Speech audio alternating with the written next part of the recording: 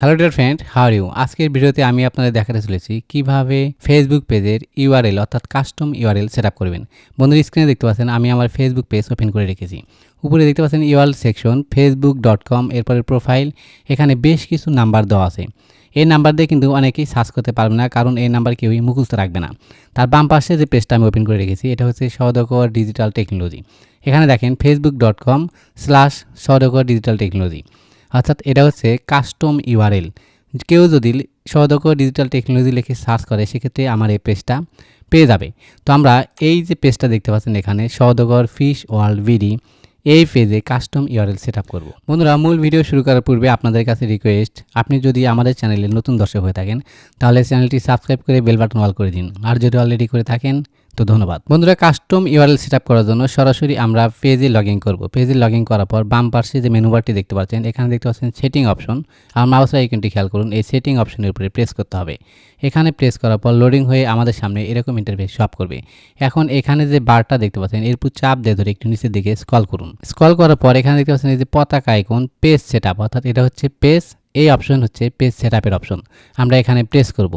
এখানে প্রেস করার পর আমাদের সামনে এরকম একটা উইন্ডোজ শো আপ করবে। প্রথমেই দেখতে পাচ্ছেন আমাদের পেজের নাম সওদাগর ফিশ ওয়ার্ল্ড ভিডি। আমরা এই পেজের কাস্টম ইউআরএল সেটআপ করব।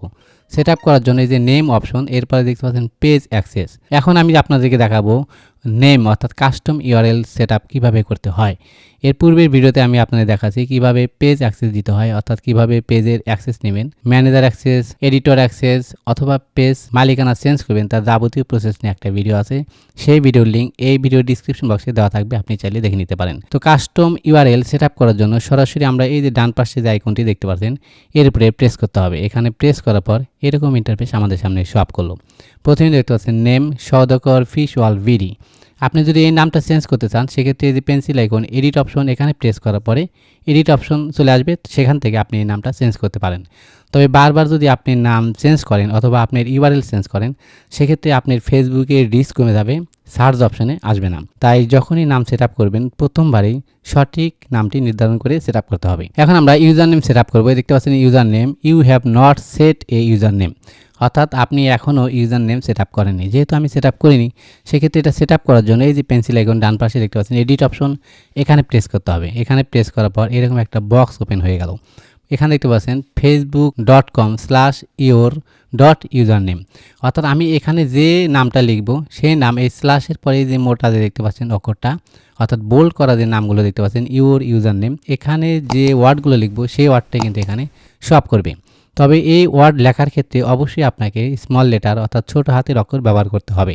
আপনি চাইলে নাম্বার ব্যবহার করতে পারবেন, তবে সিম্বল ব্যবহার করা যাবে না। তো এখানে আমি নাম দিব সওদাগর ফিশ ওয়ার্ল্ড ভিডি। এই যে এটা হচ্ছে আমার ফেসবুক পেজের নাম। এই যে এস বড় হাতের, এফ বড় হাতের, ডাব্লিউ বড় হাতের, বিডি বড় হাতের। এটা কিন্তু এই ক্যাপিটাল লেটার বড় হাতে ব্যবহার করা যাবে না, সবগুলোই ছোট হাতে দিতে হবে এবং এর ভিতরে কোনো স্পেস রাখা যাবে না। তো আমি এখানে আমার নাম দিয়ে দিচ্ছি। বন্ধুরা, আমার নাম দেওয়ার পরে এখানে দেখতে পাচ্ছেন এই যে গ্রিন মার্ক অর্থাৎ টিক চিহ্ন, এটা কিন্তু শো আপ করবে। যদি এখানে ক্রস মার্ক শো আপ করে অর্থাৎ গুণন চিহ্ন শো আপ করে সেক্ষেত্রে আপনি বুঝবেন আপনার নামটা সেট আপ করা ভুল হয়েছে। ভুল কেন হয়েছে? যদি এই হ্যান্ডেলটা অর্থাৎ এই ইউজার নেমটা কেউ পূর্বেই ব্যবহার করে থাকে সেক্ষেত্রে দ্বিতীয়বার আপনি ব্যবহার করতে চাইলে এখানে ক্রস মার্ক দেখাবে। যেহেতু আমার এই নামটা সম্পূর্ণ ইউনিক, এই নাম কেউই ব্যবহার করে নাই, নতুন করে আমি সেট আপ করতে যাচ্ছি, তাই এর নামটা এখানে টিক মার্ক শো আপ করছে। যদি টিক মার্ক শো আপ করে সেক্ষেত্রে আপনার নামটা সঠিক হয়েছে। এখানে দেখতে পাচ্ছেন ইউজার নেম ইজ অ্যাভেলেবল, অর্থাৎ এই ইউজার নেমটা কেউই নেয় নাই, এখনও পর্যাপ্ত পরিমাণ আছে বিধায় এখানে টিক মার্ক শো আপ করেছে। আশা করি বুঝতে পেরেছেন। এখন এটা আমি সেভ করব। সেভ করার জন্য সেভ চেঞ্জ এখানে আমি প্রেস করব। এখানে প্রেস করার পরে এই যে এখানে দেখতে পাচ্ছেন facebook.com/সওদাগর ফিশ ওয়ার্ল্ড, এই লিঙ্কটা নিয়ে আপনি যদি ফেসবুকে সার্চ করেন সেক্ষেত্রে আমাদের এই পেজটা পেয়ে যাবেন। এছাড়াও এখানে সেভ চেঞ্জে ক্লিক করার সাথে সাথে এই যে এখানে যে মেইন ইউআরএল দেখতে পাচ্ছেন facebook.com/ এখানে এই অংশটুকু মিলে এই অংশটুকু সেট আপ হবে, অর্থাৎ সওদাগর ফিশ ওয়ার্ল্ড সেট আপ হবে। তো আমি সেভ চেঞ্জের উপর প্রেস করলাম। ওকে, এখন লোডিং হচ্ছে। এখন দেখতে পাচ্ছেন এমডি মোস্তাফিজুর রহমান, অর্থাৎ এটা হচ্ছে আমার প্রোফাইলের name. For your security you must reenter your password to continue password, অর্থাৎ আমি যে পাসওয়ার্ডটা ব্যবহার করেছিলাম, আমি যে এই পেজটার ইউজার নেম সেট আপ করছি সেটা কনফার্ম করার জন্য এখানে আমাকে আমার পাসওয়ার্ড দিতে হবে। অন্য কেউ তো এখানে চেষ্টা করতে পারে, তাই আমাকে পাসওয়ার্ড দেওয়ার পরে সাবমিট অপশানে প্রেস করলেই আমার কাজটা কমপ্লিট হবে। তো আমি এখানে আমার পাসওয়ার্ড দিয়ে দিচ্ছি। বন্ধুরা আমি আমার পাসওয়ার্ড দিয়ে দিচ্ছি, এখন সাবমিট অপশানে প্রেস করলাম।